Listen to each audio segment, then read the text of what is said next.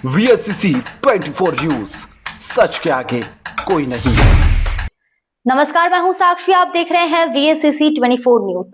आज खलघाट क्षेत्र में अन्नदाताओं ने अपनी लंबित समस्या और मांगों को लेकर नेशनल हाईवे पर चक्का जाम कर दिया है और शांतिपूर्ण आंदोलन किया। किसानों के द्वारा अपनी 4 प्रमुख मांगों पर सरकार से तुरंत समाधान की अपेक्षा की गई है, किंतु सरकार ने एक बार फिर से अपने वादों से मुकरने जैसा रुख अपनाया है।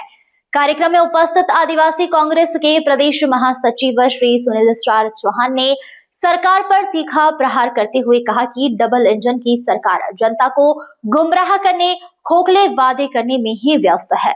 जहां जहां चुनाव होते हैं वहां महिलाओं को रेवड़ियां बांटकर भ्रम फैलाया जा रहा है, जबकि अन्नदाता की वास्तविक समस्या की अनदेखी की जा रही है।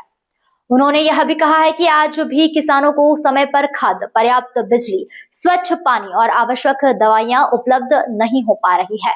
किसान ऊंचे दाम में उत्पादन लागत तो चुका देते हैं, लेकिन जब फसल तैयार होती है तब उन्हें उचित मूल्य तक नहीं मिलता है।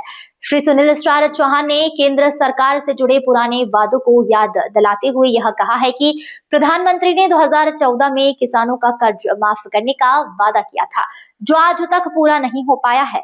2022 तक किसानों की आय दोगुनी करने का वादा भी अधूरा रह गया है।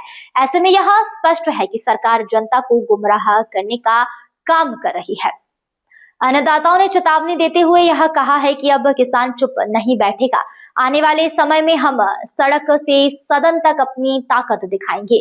किसानों ने यह भरोसा जताया है कि अब जागरूक जनता सरकार से अपने हक की लड़ाई मजबूती से लड़ेगी।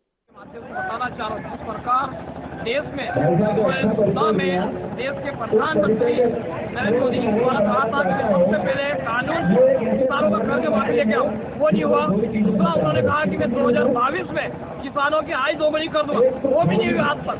सिर्फ यह लालीपाप और गुमराह करने का कार्य कर।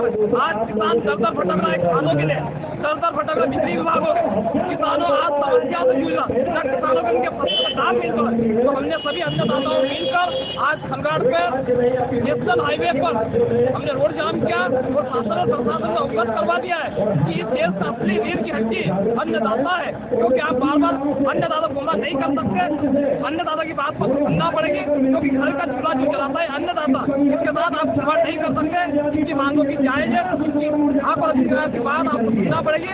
नहीं सुने तो ये बहुत बड़ा आंदोलन के रूप में आगे बढ़ती जाएगी। जब सरकार पंजाब में अब ये मध्य प्रदेश तो लगातार बढ़ता दिल्ली तक जाएगा।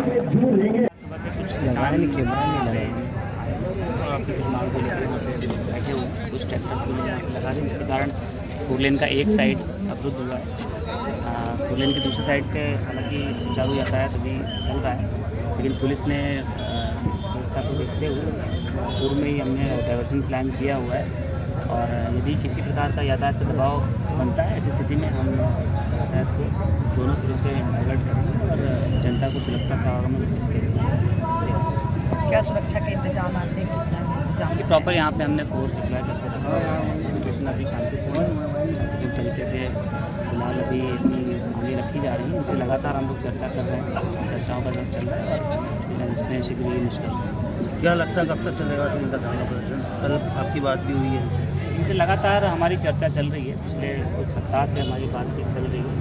इनकी हुई गाड़ों से कोई चर्चा तक अभी तक नहीं पहुँच पाई है, लेकिन हम लगातार चर्चा कर रहे हैं। किसानों का आरोप है सर कि उनके वाहनों को रोक लिया गया है, कई जगहों पर बैरिकेड्स लगा दिए हैं। क्या देखिए, यातायात को प्रबंधन करने की दिशा से हमने कुछ जगह डाइवर्ट जरूर किया है, तो अब वो वहाँ पे क्या है इस प्रकार की बात को मैं एग्जामिन करवा लेता हूँ। लेकिन निश्चित रूप से हाईवे पर किसी प्रकार के व्यवस्था, किसी प्रकार का चक्का जाम बर्दाश्त नहीं किया जाएगा। अभी हम लोग जो वैधानिक कार्रवाई है, अभी कोई अधिकारी आ रहे हैं क्या?